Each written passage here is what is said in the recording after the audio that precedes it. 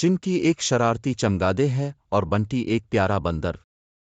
एक दिन उनका दोस्त और चैनल का मेज़बान देव उन्हें लेकर जंगल के सफ़र पर निकलता है। वहां उनकी अजीब दोस्ती और माजरे शुरू हो जाती है। उनकी पहली रुकावट होती है जब एक खतरनाक सांप उन्हें धमकाता है, लेकिन चिंकी की चालाकी और बंटी का तेज दिमाग उन्हें बचा लेता है। फिर वो एक खूबसूरत झील तक पहुंचते हैं जहां उन्हें एक खूबसूरत मोर मिलता है जो उन्हें अपनी रंगीन परियों की कहानी सुनाता है। जंगल के अंदर घूमते घूमते देव, चुनकी और बंटी एक पुरानी हुआ खाना में फंस जाते हैं जहां उन्हें एक राज का पर्दा फट जाता है।